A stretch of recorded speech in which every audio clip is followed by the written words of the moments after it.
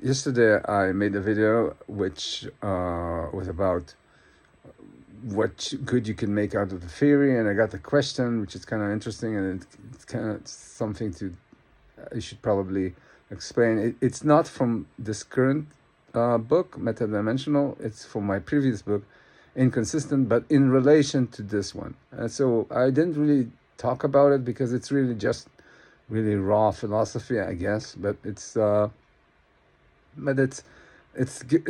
good to have it in the background to just to solve like the philosophical questions that are like just I don't know.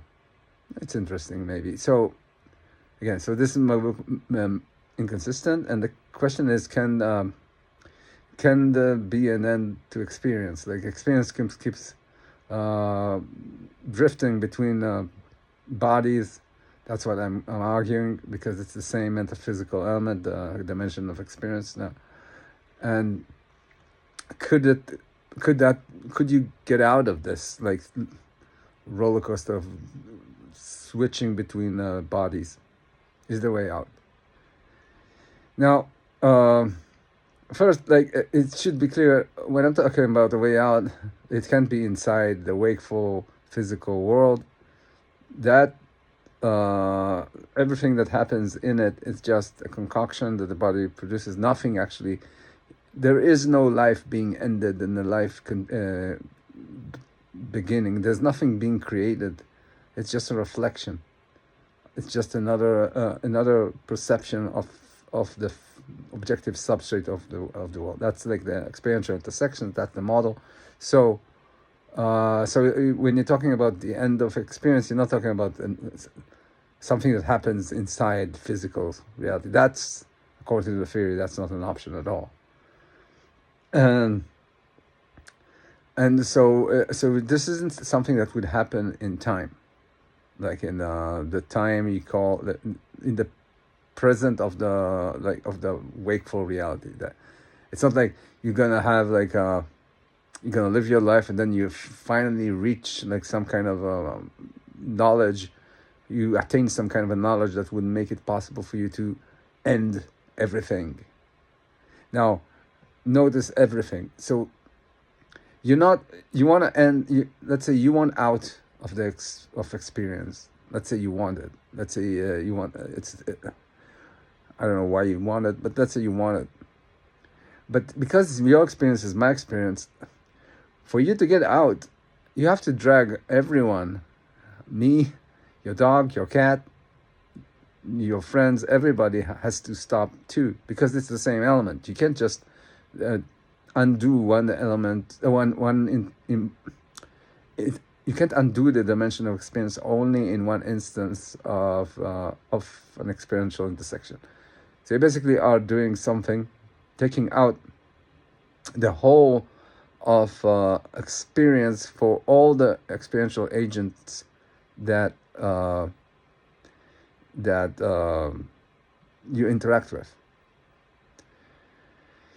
Now, notice that experience. What is experience? Experience is the manifestation of existence in the first person. So it's basically what it feels like to be something that exists. Anything that exists is likely to have something like an experience. There's something that's like to be it, because there is such a thing that is it, because it exists. So that it automatically means that I'm not talking about elements that that experience reflects upon, because that's not itself.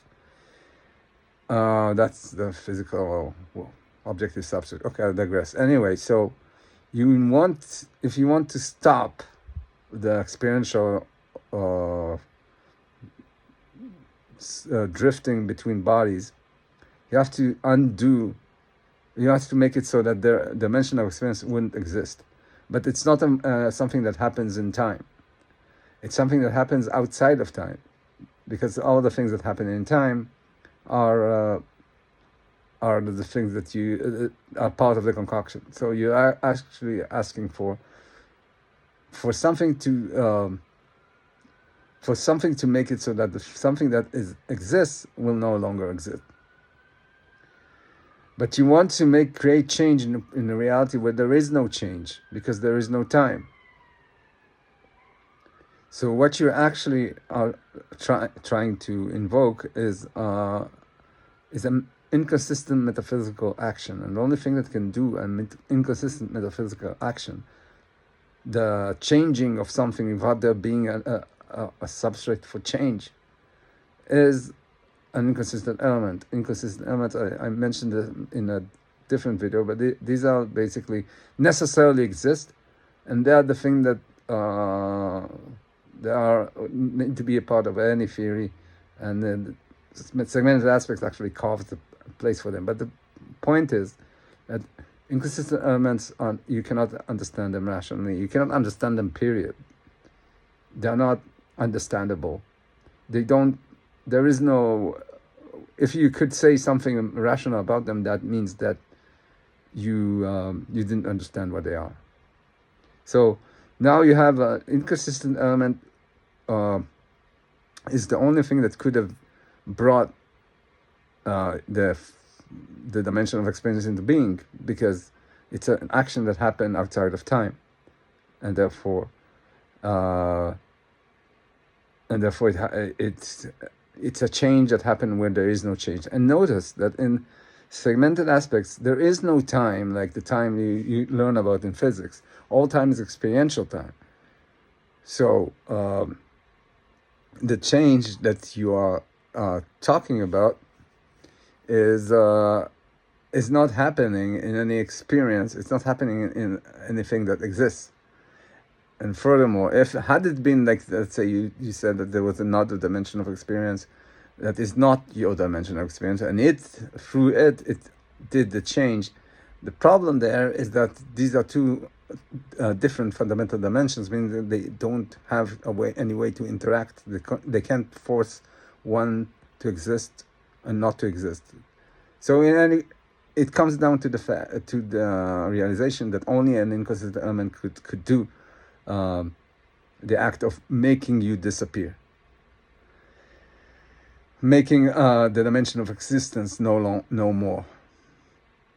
But here's the problem. Now, if you want to now this thing to no longer exist, you want to now make it so that there will be an order of events. There would be the creation of the emergence of the dimension of experience, and then there would be its nullification.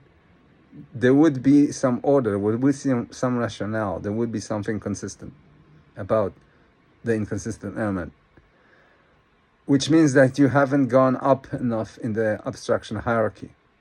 This isn't an inconsistent element, it never was, but it has to be an inconsistent element, and therefore this can happen. This is what I call, in inconsistent, I call this an inconsistent paradox. It's simply, the bottom line is, once something exists in the deep metaphysical sense, not just as a reflection, not just a perception, then it simply has to persist forever. It cannot be undone. And therefore, the answer to, is there a way out of this experiential roller coaster? The answer is no.